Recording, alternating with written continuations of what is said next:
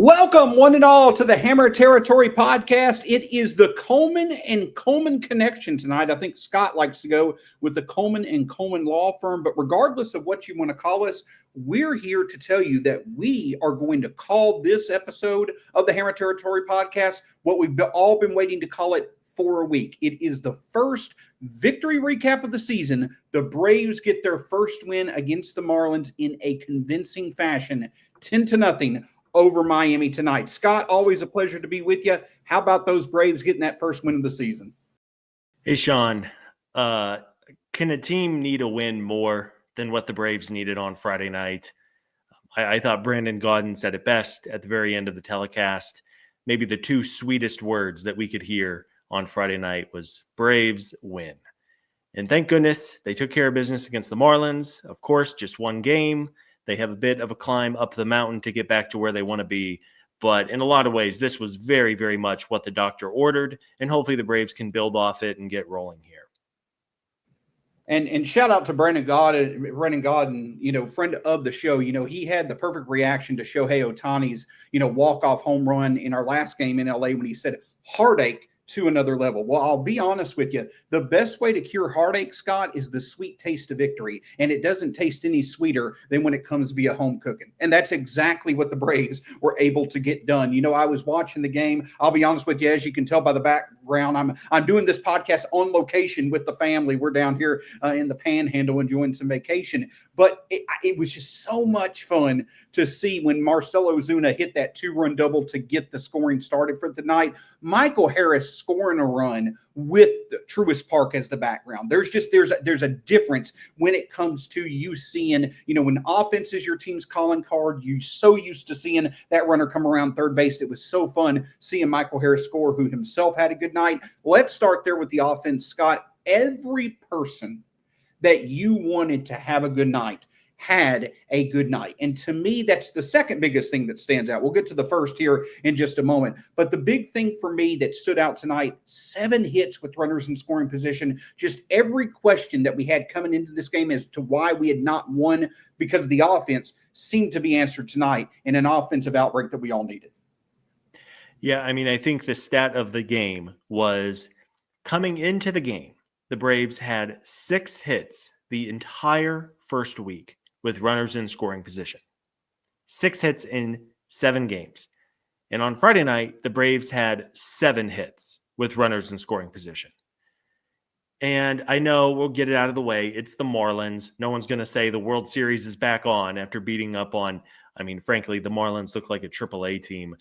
But it just felt like the edge was taken off. And the weight of the world was taken off of everybody's shoulders.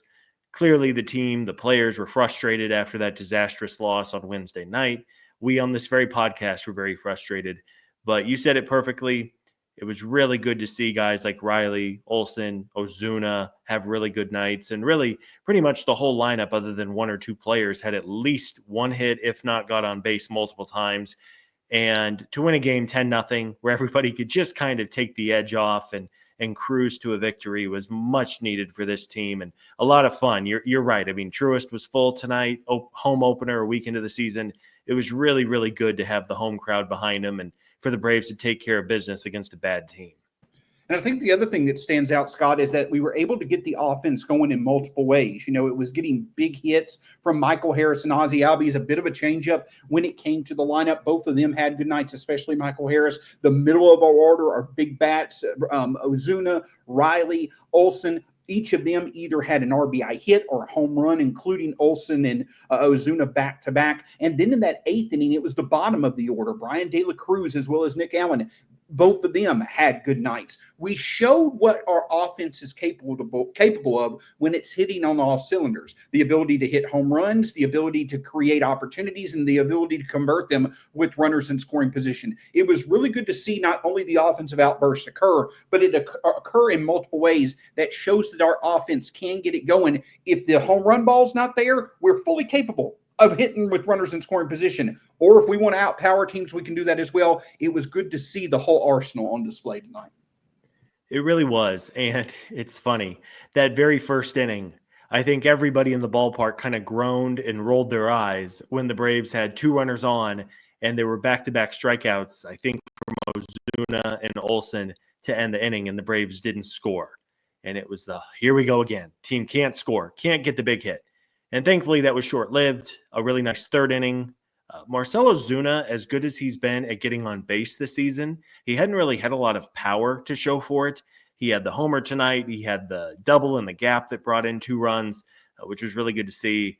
Matt Olson, who's been hitting the ball hard basically the entire way, one of the few players who have hit the ball hard this season, cranked a 3-0 fastball over the wall. And really, it was a whole team effort, and it was nice to see a blend of homers and situational hitting. A couple instances of guys going first to third on singles, which is sorely lacking in this lineup some nights. Good base running. I mean, it was really a pretty close to a flawless game offensively after that first inning, and to blow it open late was really nice to see. Yeah, I will be honest with you. Again, we were traveling tonight as well. When I kept looking at my phone and I kept seeing in-play runs, I'm like, wait. Is this?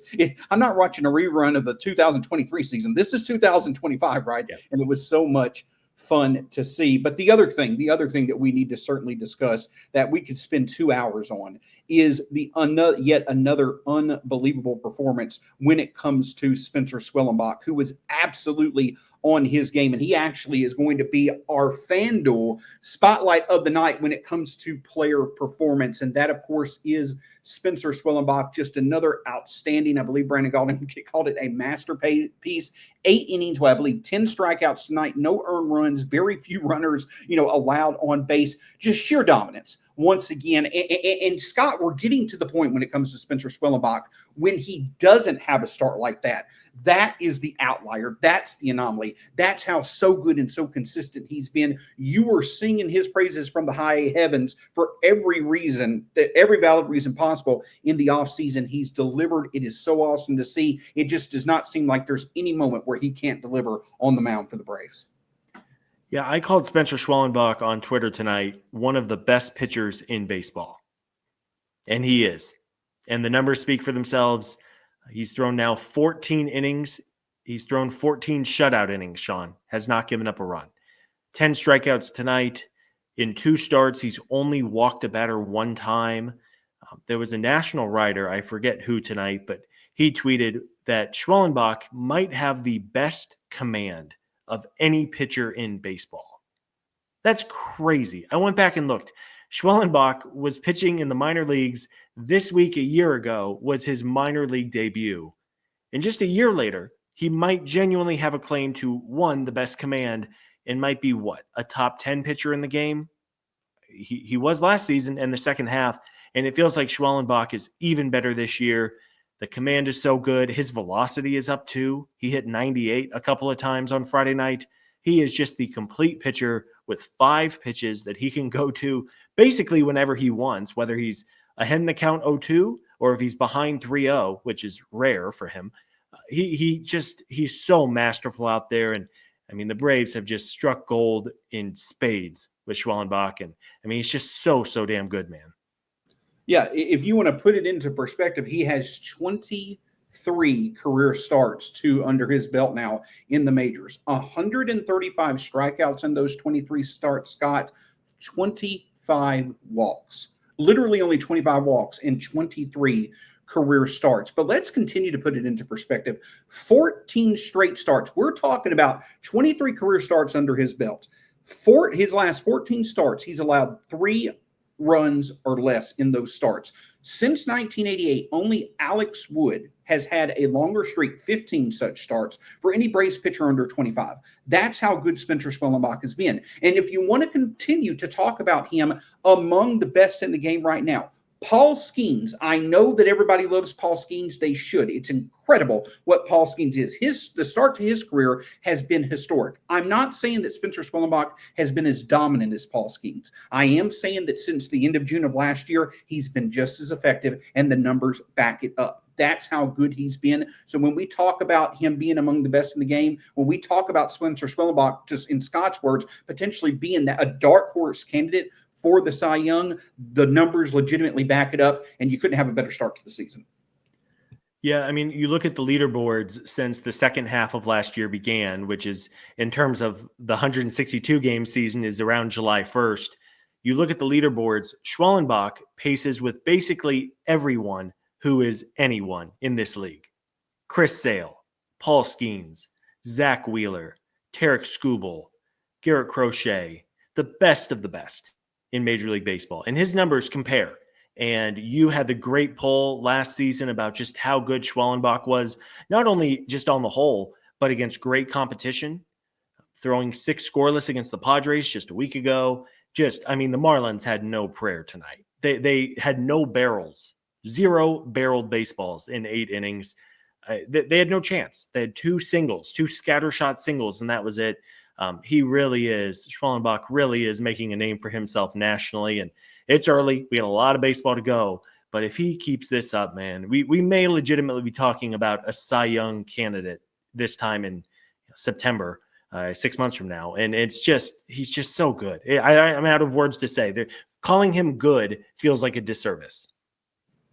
The other thing is we want to talk about there's no big moment for him. Just think about the pressure that people could have put on him. 0-7 start to the season, his first start at home to open a season, a bunch of pressure on him, and it just does not seem that he feels it. So it's incredible to get to see him every single time that he pitches. But here's the thing that continues to make this a great night. We talk about the fact that the Braves offense answered a lot of questions, not necessarily that there still shouldn't be questions, but they showed what they're capable of when they need to be. Schwellenbach was awesome on the mound, but we got yet another reminder that this pitching staff is going to get a big addition at some point, likely over the next few weeks, and that is in the form of Spencer Strider, who was on the mound tonight for Gwinnett. 5.1 innings pitched, 8 strikeouts, 75 pitches, held the opposition hitless, an overall outstanding performance from him. Scott, again, I can't think. We talked about how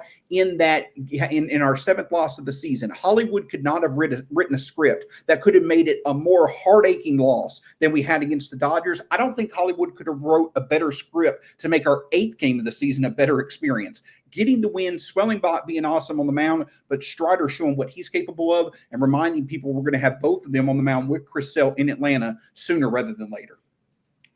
Yeah, that kind of feels like it's going to be the key for the Braves this summer. Healthy Sale, healthy Strider, healthy Schwellenbach. And this is a big if, but if the Braves can get to a playoff series with those 3 healthy, I'll take them heads up. And I know I can hear people saying they're 1-7.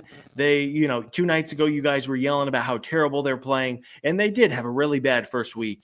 But big picture wise, you can tell yourself a really fun summer if they get that trio healthy. Goodness gracious, they could have a really, really, really good rotation. And we're going to hold our breath with Spencer Strider, and we're going to have to hope that Sale holds up and that Schwellenbach just keeps being awesome. But there's reason for optimism with this rotation going forward. You can now stream Braves games through FanDuel Sports Network, and if you use the promo code BASEBALL30, that's promo code BASEBALL30, you can start it off with a 30-day extended free trial at FanDuelSportsNetwork.com/packages. That is FanDuelSportsNetwork.com/packages. Promo code BASEBALL30. Offer expires 5/2/25, $19.99 a month after free trial. Cancel during free trial to avoid charges. Eligibility restrictions apply. Visit FanDuelSportsNetwork.com for details. I'll go on record to say this. I haven't looked at the stats. I really don't need to. The Atlanta Braves are the best. The 2025 Atlanta Braves are the best 1-7 team in MLB history. I'll go ahead and make that claim. But beyond all that, you talk about how important health is going to be for Strider, for Sale, as well as Schwellenbach. Well, that took on a bit more emphasis today when we got some other, not necessarily great news, but details when it came to Ronaldo Lopez. Of course, again, just kind of resetting the scene with him. Throughout spring training, everybody, when watching Ronaldo Lopez, was a bit uneasy because it seemed like his velocity was down. It seemed like that he was a bit uneasy. He just didn't seem to be, his smooth self when it came to delivering his pitches. That first start in San Diego, the velocity was a bit back up. You were thinking we were good, but then the news came that he was put on the injured list with right shoulder inflammation. It was now announced today that on Tuesday, tomorrow, he's actually going to go, next Tuesday, he's going to go under the knife arthroscopic surgery to basically explore what actually is going on with his shoulder. After that, we'll kind of get an idea of what's going on, a wide range of outcomes. not necessarily the best news, Scott, but we at least know what's going on with Ronaldo. Regardless of what's found, it definitely seems like it's going to be a while before we see him on the mound again for the Braves. Yeah, we're going to have to hold our breath on Tuesday and just hope that whenever the surgeon goes in and does that exploratory surgery in Ronaldo's shoulder, that they don't find anything that's in real trouble. Folks around the team have remained, I think, cautiously optimistic that Ronaldo will come back this season. What does that look like and when does that happen are very TBD at this point. But it's scary, and shoulders are scary. Ronaldo's going to have the surgery done by Neil Elatrosh in Los Angeles, who is a leading world-renowned surgeon. So he's getting the best care possible. But for a pitcher the Braves are really counting on, we know for certain now with him on the 60-day IL that at bare minimum, Ronaldo is going to be out until June. And I mean, if you told me just blindly that they're going to have Ronaldo at the All-Star break for the second half and he's going to be okay, I think you take that, no questions asked, in a heartbeat. I think that's a possible outcome here. Let's all hope for the best, especially for a pitcher who has basically 3 years left on his deal. So let's hope for the best. And maybe after a couple of injury scares last year with Ronaldo, hopefully the Braves dodged a bullet again and he'll be back out there sooner rather than later. Yeah, when it comes to how the Braves are going to answer questions for the rest of their rotation after Sale, Strider, as well as Schwellenbach, the rest of this weekend could give a big glimpse as to what the Braves may have to rely on and what they hopefully will be happy to rely on when it comes to a big portion of the season. But let's put the spotlight back on Gwinnett a bit, because also we saw another name that is going to be very interesting to follow early on this season as well as going into the season, and that is Alex Verdugo, whose role with the Braves becomes even more important as we go through the start of April. Obviously, Jurickson Profar being out of the picture for at least half the season. Jared Kelenic, let's just be honest. When it comes to the Braves offense, it was awesome to see tonight. Jared Kelenic just does not look like he's comfortable at the plate right now. I'm not suggesting injury or anything like that. He's just not putting together productive at bats. I don't want to sit here and speculate too much, Scott, but I imagine with the loss of Profar for at least half the season, as well as Jared Kelenic potentially not being where the Braves had hoped he would be to start this season, Alex Verdugo getting off to a good starting. If he does that, he could find himself in Atlanta very soon. Yeah, I hate to say it, but my little confidence in Jared Kelenic turning it around is waning by the day. He had a bad night on Friday. We talked about Kelenic briefly on the show on Wednesday night, talking about a player coming up on 1,500 plate appearances with an 84 career WRC plus and strikes out in nearly a third of his plate appearances. And that's just not going to cut it. And the Braves need more. And I think coming into the year, if everything was good with Profar and Acuna, then Kelenic was totally fine in the fourth outfielder role. Maybe he'd get in there on occasion, give Ronald a break, play center field if Michael Harris needed to miss a little bit of time. But now the Braves have one gigantic hole in one of the corners. And if you read the tea leaves around the Braves right now, it feels like Ronald Acuna Jr. is not going to be back for maybe a month at this point. Still not playing in games, and sounds like he's still waiting to do some of the really intense drills on that knee. So the Braves need more from Kelenic, and I wouldn't be surprised if Alex Verdugo hears his name called at some point on this road, this homestand before the Braves go out on the road again. It's interesting. I don't know if it would be for Kelenic or if they would opt to keep Kelenic up and send Brian De La Cruz to the minor leagues. There's probably pros and cons to each of those players at this point, but you're right. If the Braves can get something out of Verdugo for the next 2 months or so until Profar comes back, that would be huge, especially as long as Ronald isn't out there. Then you're really just kind of picking two outfielders out of a hat and crossing your fingers that maybe even one of them can give you something that night. Absolutely. And I badly want Kelenic to work out because the Braves saw something. If you go back, I know it's 2 years ago. I get that. And I know that in and of itself that's relevant. But if you go back to 2 years ago between April and June, just how good Kelenic was with the Mariners, you would love to see that even back to the month that he had in June of last year. But it just seems like the legitimacy of those stretches may not be something you can rely upon. So we'll see eventually what's happening. You've also got Stuart Fairbanks Fairchild in there as well. How long is his stay going to be with the Braves? I don't believe he has options, so he may not be long with the team, but it will be interesting to see kind of how the hierarchy of the outfield changes once Verdugo is available. Before we get into the rest of the weekend, a couple of other notable additions, Scott, that happened, maybe not necessarily in the grand scheme of things, but I think what it could mean for others. Jesse Chavez, hey, lo and behold, he was designated for assignment, signed back for a minor league deal. He's back with the Braves once again. The Braves also acquired Jason DeLay, a catcher from the Pirates. Now, Scott, again, I don't put too much on the acquisition of DeLay or the signing of Chavez, but it's what it can mean for others that I think is very interesting when it comes to these moves that have been made over the past 24 to 48 hours. Yeah, bringing Uncle Jesse back, okay, sure. If you want him to be in Gwinnett, maybe at some point this year, the Braves call on Chavez to be their long man in the bullpen. We'll see how all the dust shakes out whenever they have to add Craig Kimbrell, and if and when, well, not if, but when they add Spencer Strider to the rotation, what does that do to the bullpen? Do they shift Grant Holmes or AJ Smith-Shawver down there? We'll see. It's kind of a puzzle, but sure, why not bring back Jesse Chavez? He is a Braves legend at this point.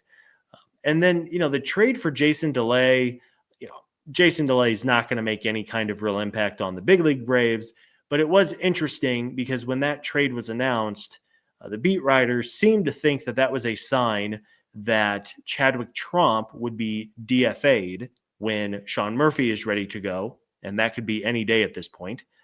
And if the Braves DFA Chadwick Tromp, the thought is that some team out there would likely claim him as a backup catcher. So because of that, the Braves don't want to lose their catching depth. And that would also mean, of course, that Drake Baldwin is presumably going to stick with the major league team.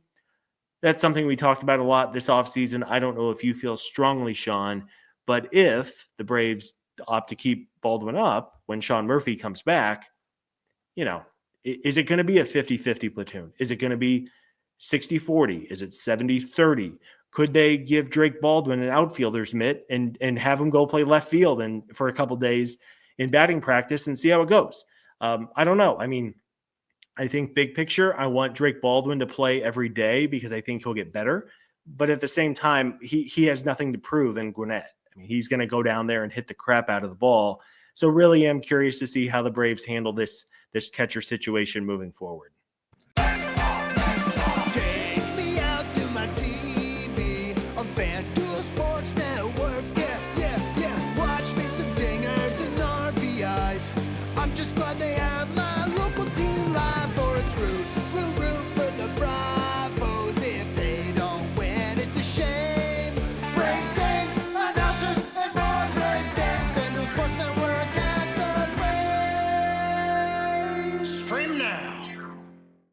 I think that Drake Baldwin has definitely bought himself a chance to be still on this major league team. Because let's be honest, when you look at this Braves lineup so far this season, even tonight, congratulations to Drake Baldwin for his first career RBI. He legitimately is putting together some of the best at-bats that we've seen, some of the most consistent at-bats that we've seen for this Braves lineup. And even when Sean Murphy comes up, he's just going to be getting into the, start of it. It may take him a few weeks to really get in the game flow of things and, find his groove at the plate. So if you want to start Baldwin behind the plate a few more times each week, I think that makes sense. It's nice to have his bat for late game situations off the bench. If you want to try him in the outfield, I think that makes sense as well. So I think that there is reason, especially when we know that the Braves are still going to continue to make moves throughout the month of April, Scott. I think it's sensible to leave Drake Baldwin up for at least a little bit longer and see what develops. And hey, if a bigger role winds up being found for him, well, then you've already got him in play to make the most of the opportunity. But we talked about when it came to weekend developments, as we look at the outlook for the rest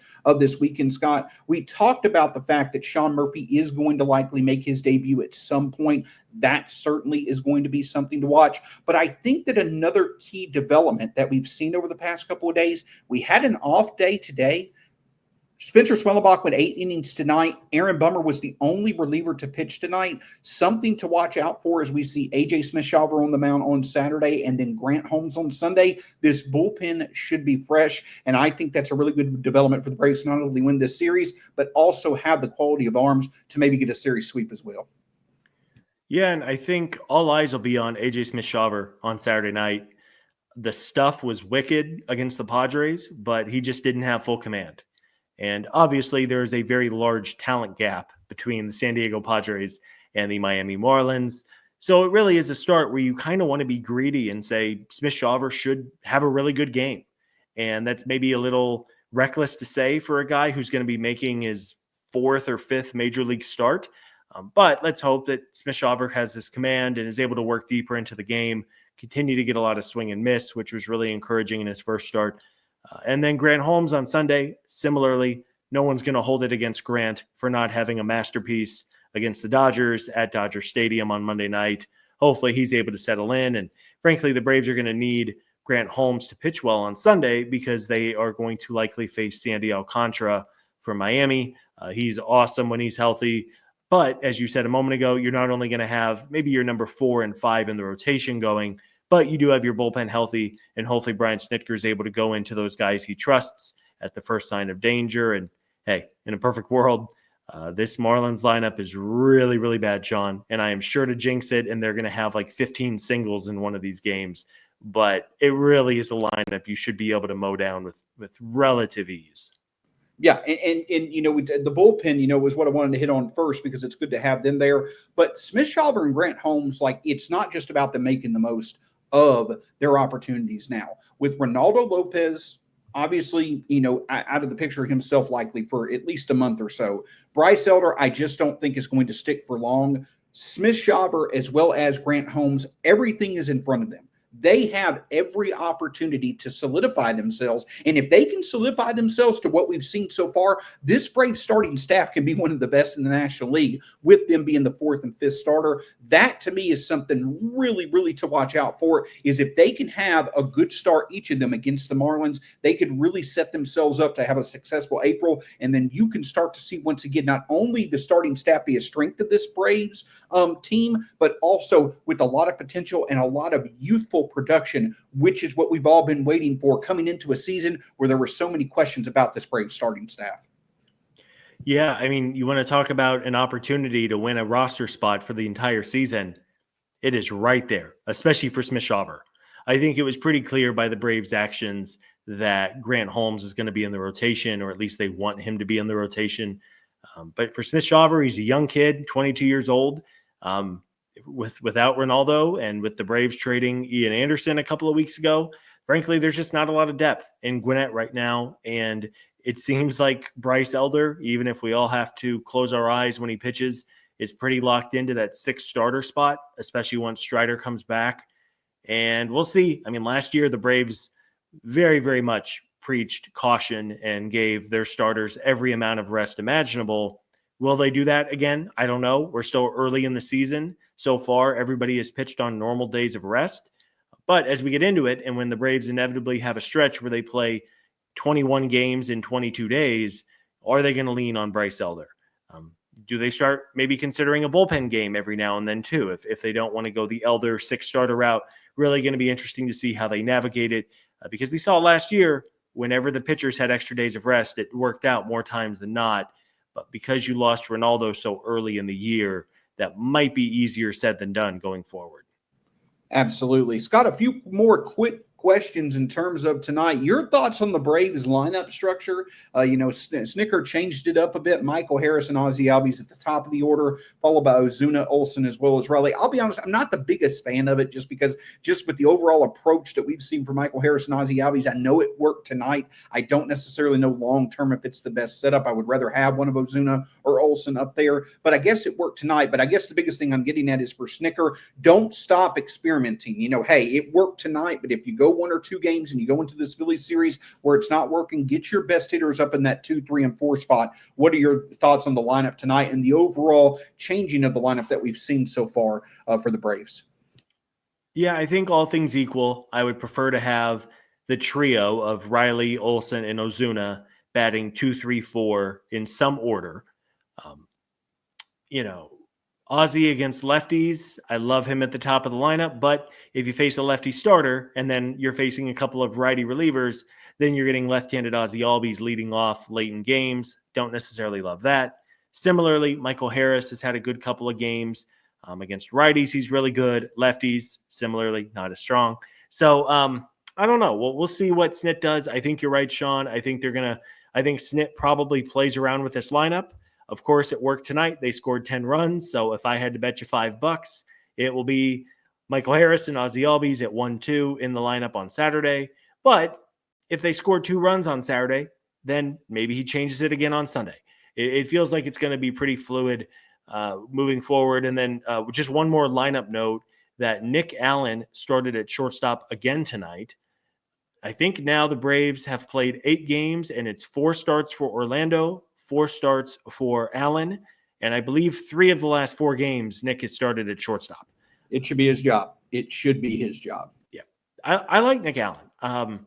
We talked about him a bit on the last show, a guy who did not hit at all with Oakland, but he kind of sprays the ball all over the field, does a good job inside out. He's a good athlete. He went first to third tonight when he got on.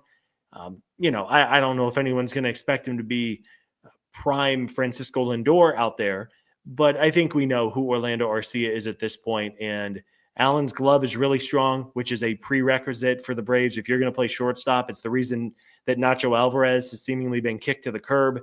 They don't trust his defense at shortstop, and he's not going to play. That's why they like Nick Allen so much defensively. He's a really good, fundamentally sound fielder, and ride the wave. Why not? I mean, he's hit pretty well this first week, and keep running him out there. Maybe eventually he runs to an 0 for 20 skid, and then you give Orlando some more at-bats. But I'm all for it. He brings some energy to the shortstop position, and it's just a new face in the crowd to try and see if there's something there. If Nick Allen can check the box for at least a month of me waking up every morning not with this overwhelming sense of dread that I'm going to see Orlando Arcia up in a big spot with runners in scoring position and fail, if Nick Allen can make it to where I don't feel that way about him, that is the threshold he's got to be able to overcome to be just the starting shortstop for the Atlanta Braves. And I think Orlando Arcia is a wonderful person, wonderful teammate, things like that. Yep. But Nick Allen right now deserves to be the starting shortstop for the Atlanta Braves. But Scott, it's time to end the show with optimism, and I am so thrilled to do it. We came into tonight with the Braves being 0-7. No 0-7 team had ever made the playoffs, Scott, but C.J. Nitkowski had a wonderful stat. That's perfectly fine that no team had ever made the playoffs, but don't just limit it to the start of the season. I believe his stat was 85 teams have made the playoffs while having a losing streak of 7 or more games within the season. There have been 3 teams, Scott, that have started 1-7 on the season and have made the playoffs. So see, those percentages are getting better. But now we've got this first win under our belt. We've got AJ Smith-Shawver going tomorrow. Get that win tomorrow. We'll see kind of how Sunday plays out. But then you go into the Phillies series and you've got Sale and Schwelly on the mound in 2 of those 3 games. You have to feel good about your chances there. And then after that, you've got the Rays and the Blue Jays on the road. You've got the Twins and the Cardinals at home. You find yourself after this Phillies series, Scott, if you can get through this Marlins series, getting this series win, where you've got 4 straight series, you have to feel confident you're the better team. Again, I know it's just 1 win. We need to get that second one, but it's funny how 1 win can kind of put things into better perspective, and I'm very happy to look at things that way. I think the Braves have some good opportunities in front of them if they can make the most of it. Yeah, they absolutely do, and that's something the Braves have done such a good job of during this run. Is beating up on the teams they should beat up on. They have just destroyed the Miami Marlins basically in the entirety of that franchise. But, especially recently, the Braves have owned the Marlins. They've done a good job against the Nationals. And just one quick point about the schedule I want to point out that I was looking at today. And I know the Braves are 1-7, and it's a terrible start. But I really do think we have to emphasize just how hard of an opening week of the baseball season that was. 4 at the Padres. Every game was sold out. Great team. 3 at the Dodgers. No payroll, no budget. They just buy whoever they want now. Brutal. And you compare the Braves, who are now 1-7, to the Phillies, who are 6-1. The Phillies opened the season against the Nationals and the Colorado Rockies. And they actually beat the Dodgers 3-2 tonight. So you ask yourself, okay, yeah, I know they just lost Ronaldo Lopez. Jerkson Profar got suspended for half a season. But if the Braves had played 7 games against the Nationals, the Rockies, and 1 game against the Dodgers, what would their record be? Probably a little better than 1-7. So I think perspective is always warranted. Maybe it's a little easier to find perspective talking about this and listening to it after a win, after just how ungodly frustrating those couple of games were out west. But I agree with you. Optimism.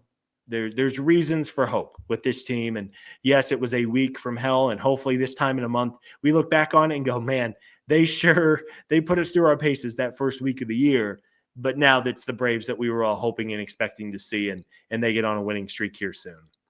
And it's not us just saying this out of hope or trying to, paint the picture as pretty as possible. The Braves literally could have their hardest week of the season behind them because the West Coast, both Petco as well as Dodger Stadium, have been a house of horrors for the Braves when it comes to away games in the playoffs. And not only that, you've got two quality teams that outside of NL East teams have probably seen the Braves more than anybody else in recent years in terms of playoff series and things like that. They implemented good strategies that worked against us. But I think that needs to be put into perspective as well in terms of going out to the West Coast and facing two of what right now are the best 5 teams in baseball. We may have already had our hardest week of the season, which is great to see. Now, knock on wood, hopefully that stays consistent.